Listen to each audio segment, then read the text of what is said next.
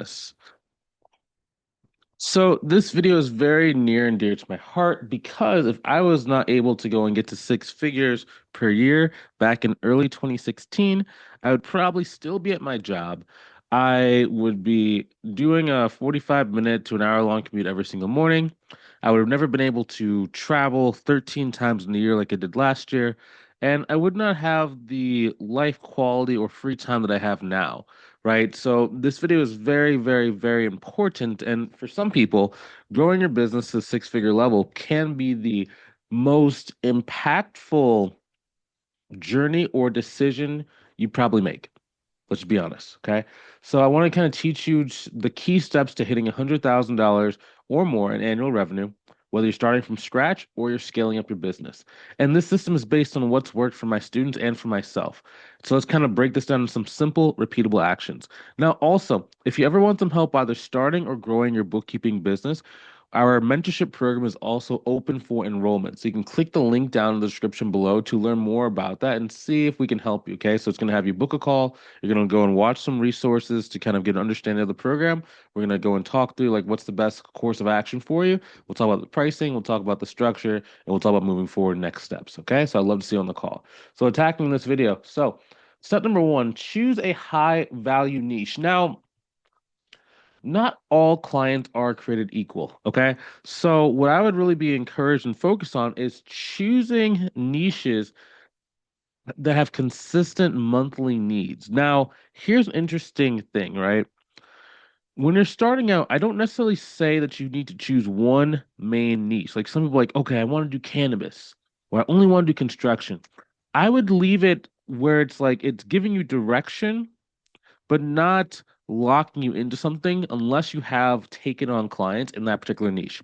So I'll give you an example. So I like to choose like three or four niches when we're starting out. So let's say it's like, basket weaving. Let's say it's landscapers. Let's say it's car auto detailers. Let's say it's mom and pop retail shops, right? All four of those niches, ironically, are niches I would never go after, but I'm just giving you an example, right? Um, And you want to choose four, right? Because it's like, okay, so this can give me the direction I need to go into so I can go find businesses that are like this. But let's say that, maybe the basket weavers if don't work out for me, or I just don't like basket weavers. I have three other people that I've already been going after. Versus if I only focus on basket weavers from the start, I would have spent 3 to 6 months focusing on this one niche only to find out, oh my gosh, I can't get a single client in basket weaving and now I have to restart, right? So now you just took 6 months, you didn't get any clients.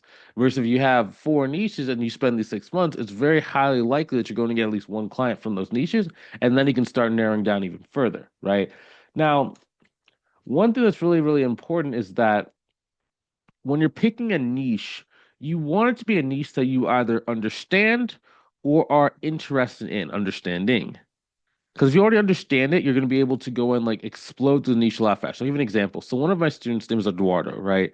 And he's really good. So he had a construction business, and he also runs one with his dad, right? And he knows every aspect of the construction game. So one thing that he does really well is what's called a bank draw. It's like an invoicing process for general contractors in the construction field. So what he does is he can approach almost every construction company he's either worked with in the past or who are like a part of like a builders or a construction association. And he knows their pressing desire and pressing need are these bank draws. So far I think he signed up about like five clients for these bank draws. Now, keep in mind, these are not small clients. These clients can be anywhere from 2,000 to $5,000 a month, right? Just off of the bank draws alone, because these guys are doing millions and millions of dollars for the construction companies, but they have to be able to either do the invoicing and get their people paid. So by him processing all this stuff, it allows them to be able to move a significant amount of money, so he can charge a lot for it. But he knows the industry. If you didn't know the industry and you didn't even know that bank draws are a thing, you would be at a complete disadvantage against someone like him, right? So, but if you will like construction, just like the field of construction in general, you would probably put in the time to learn these different aspects of the construction game. So then one day you would be the person who knows these little secrets about the industry, like bank draws and stuff like that, you know? So it's like you just have to kind of have a love for the game. That's how I'd really describe it. Just have a love for the game. Because if you don't have a love for the game, you're just never gonna like learn it. Like if I didn't like making YouTube videos, like I would probably never have gotten a successful YouTube channel, right? Like there's people that, people say like, on YouTube, I don't really have a lot of competition, right? Like it's like people who are doing a mentorship program.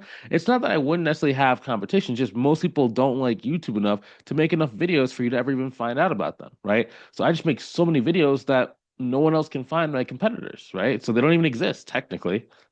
It's the same thing online for you. If you don't let people know about what you do, you don't really exist. Um, yeah, cool. And then also, yeah, that's really the thing. And then once you kind of get to a certain zone, then specializing makes things like growing a lot faster. Cool. So number two, get your first three clients fast. So once you've kind of identified 3 to 4 different markets and directions we're going to go after, I would start with my warm network, right? So friends, family, and past coworkers. Now, if you're anything like me, I I did not have a great network when I was starting out. Now, when I was looking back and thinking now, I probably had more people than what I thought I did, but I didn't really know anyone, right? Because all I did was like wake up. I had gone to college, but like outside of college, I didn't really make any new friends. So I would just wake up, go to work, come home, maybe go to the gym, watch some TV for 2 to 3 hours, then go to sleep. That was my social life. It was non-existent. So I didn't really know anyone that owned a business, right? So it was hard for me to do that. But for people that do know people that own a business, or you're very social, maybe you do like a pickleball league, maybe you do like a tennis league, basketball league, whatever. Try and find out who owns these like different businesses in your local area, right? And see if any of them want your services. Another thing you can do is you can post on your social media about your services. Now, if you're in a job where it doesn't let you have another business, like and you're kind of doing this like submarine or under under the table kind of thing, don't post on your social media profile to start, right? You just have to reach out to those people own a business first and see if they want your help. Next thing, so you can start sending outreach messages on LinkedIn and Facebook. Okay, that's very easy to go get your first three clients, right? Almost every student in my mentorship program, their first three clients comes from sending some sort of outreach message on LinkedIn or Facebook. Now, there are ways to do this, right? Because like if you have the wrong way, you might need to send 1,000 messages to get one client. Or if you do it the right way, I've had people get a client within as little as like 30 messages, right? Now, if you think 30 messages is a lot, it's just copy paste, copy paste, copy paste 30 times. If you're not able to do that or you're not willing to do that, you might not be ready to start a business. Now, if we're talking about 2,000, 3,000 messages, okay, we're gonna do an automation tool all day, right? We're not gonna send out that many. That's a lot of messages, right? But if we're just talking about like 20 or 30, it's not really that big of a deal. It can take you maybe like 20 minutes to 30 minutes a day to send out 30 messages. Not a lot.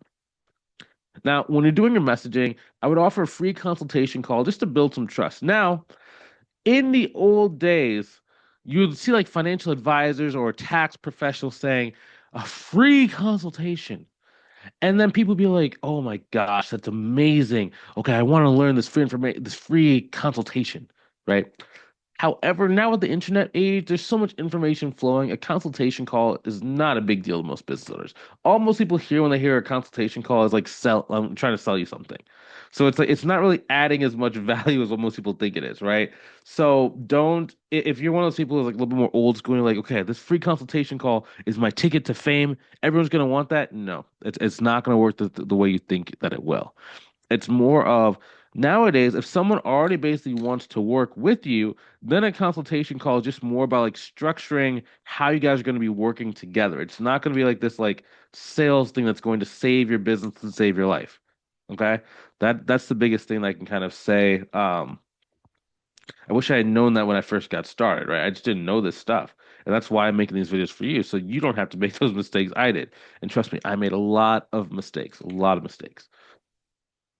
Next thing, so start building some monthly recurring revenue. So you need to start structuring your offer as monthly packages. Now, if what I mean by that, like you might be saying, well, Bryce, well, of course.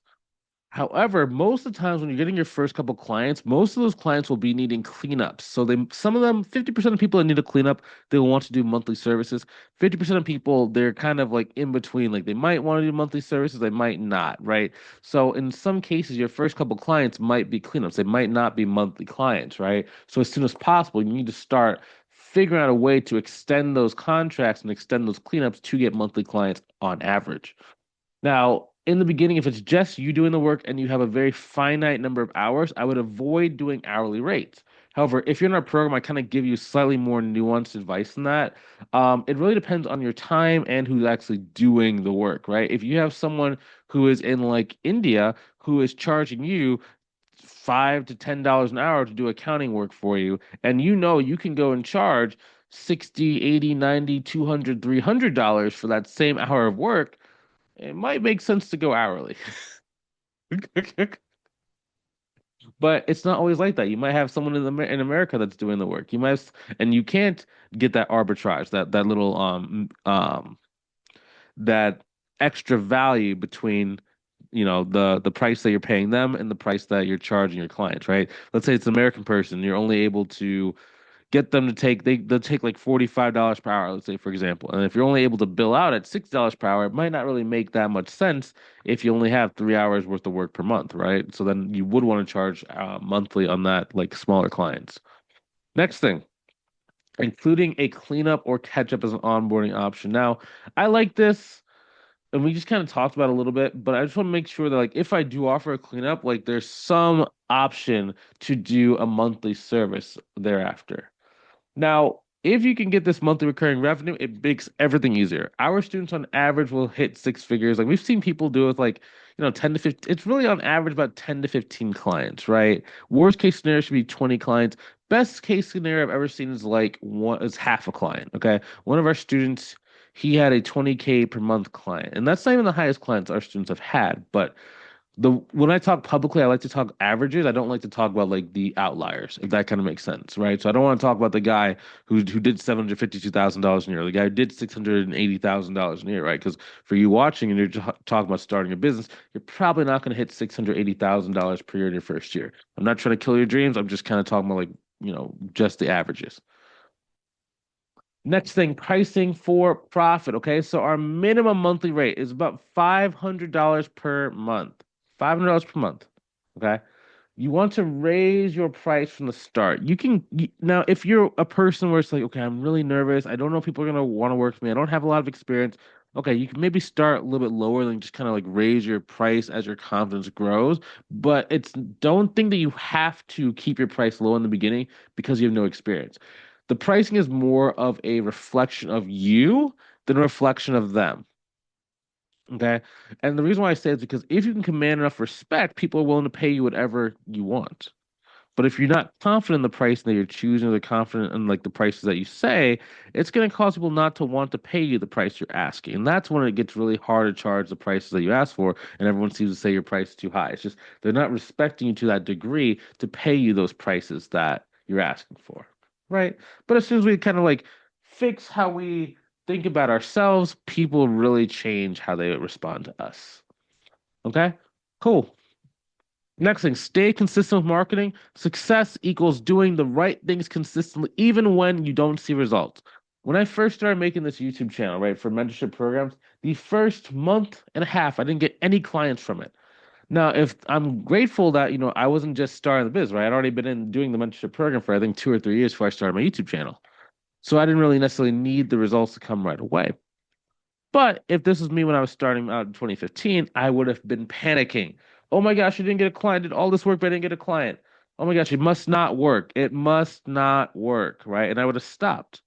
And if I had stopped, I would have missed out on hundreds and hundreds and hundreds of thousands of dollars worth of income just because I didn't see a result in the beginning. The results are working. It just takes time to receive the results that we're looking for. Keep that in mind. It's not that things are not working. It's just that it's almost like planting a tree or planting a flower. You have to go and put in the seeds first, let the roots start growing, let the water seep into the soil, and then let stuff start coming up and just like rising, right? Now, unfortunately, the bigger the tree, the longer the roots take to go and rest. I once got this story. They were talking about a bamboo tree. Now, a bamboo tree takes forever to grow, right? It can take weeks, months. I think in some cases, I think it was like 3 years of watering the bamboo tree before it actually will grow and and take roots. But once that tree grows, it grows one of the taller trees that you can possibly see, right? And that's how your business needs to be. Like if you're just trying to make, a side hustle, 2 grand a month, 3 grand a month. There's nothing wrong with that. But if you're trying to do that, okay, not gonna take you much time to do that. Let's just be honest, right? But if you're talking about six figures, 10 grand, 15 grand, 20 grand per month, this stuff can take a little bit of effort, a little bit of energy, a little bit of time. Now, if you're doing it with someone, like if you're doing like a mentorship program, you're gonna get there a lot faster than if you didn't, but there still is a time delay and a time component. Bum, bum, bum. Okay, next thing, make sure that people have been on a consultation call you are following up with. Okay, so I'd be messaging them by following up with them just to make sure that they're still interested, see what their objections were, and see like what's caused them not to have worked with you in the first place. After that, I would start posting valuable content 3 to 5 times per week on social media. Now, if you're inside of our mentorship program, we do content a little differently. We don't necessarily do consistent content, but I'm assuming if you're watching this video you're not in my mentorship program, which means you have to kind of do things the hard way. So that's going to be 3 to 5 videos per week on social media. Now, if you say, Bryce, is a lot, I know, I know, I'm with you. You don't have to start at a five per week. You can start at one, maybe two, maybe three, right? You don't have to make videos. You can just like make like written posts. Now, you could try and do like chat GPT related content. I'm gonna tell you right now, it's not gonna give you the results that you think it will. Okay.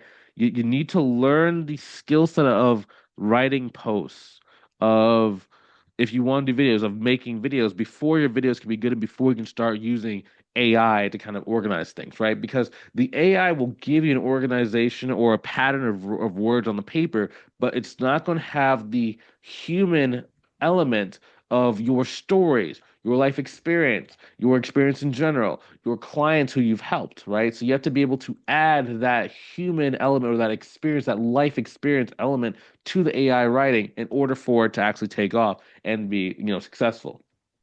Okay. And then since bookkeeping is in high demand, it's all about visibility, and that's going to lead to opportunities. You get visible, you're going to get more opportunities. Simple as that. All of my success that I can attribute is literally because I post, written posts, video posts, talk to people. I am visible. Let's just say that I am visible. I literally pay Facebook to run advertisements for me that are literally just mini 3 minute or 5 minute videos just so people say, Hey, I'm Bryce. This is what I do. This is how I can help you. Book a call. That's it. And those are playing 24/7. Okay. Almost every person in the industries that I go after knows who I am. Now, that might be an overstatement, right? There's some people who maybe don't use Facebook, but the people that are on Facebook know who I am. And that's the secret to success. That's it. I wish someone would have told me this when I started. But you know, I had to in the first 6 months I didn't do anything, right? So like I was trying to do everything on my own. It wasn't until I started like buying courses, I started getting into different mentorship programs, and I got into a lot of different types of mentorship programs. Like there wasn't really mentorship programs for accountants and bookkeepers when I was starting out. Everything was like negotiation, used car salespeople stuff, how to do cold calling, how to build a link. Like it was all these separate programs, right? That I had to go and figure everything out to put into one.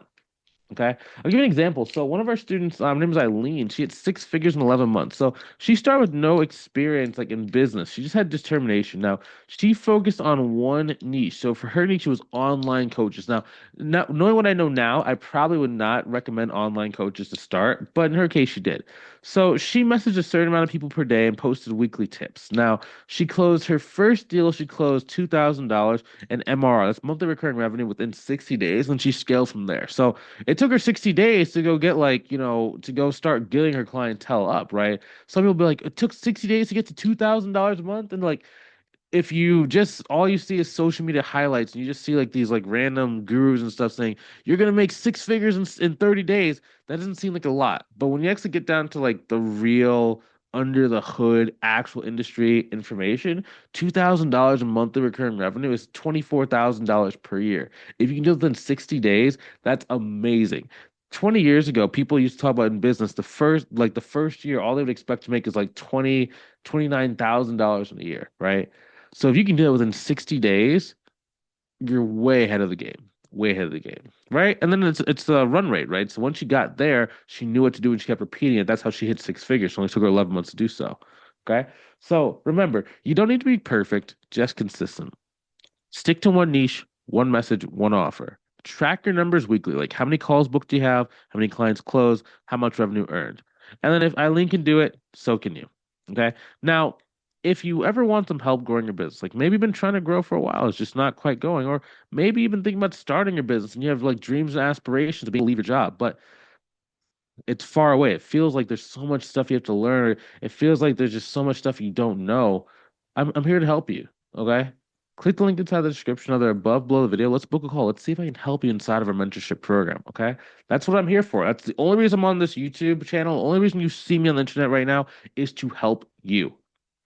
The moment that I'm no longer helpful to you, or yeah, the moment I'm no longer helpful to you is the moment I stop making these videos. Okay.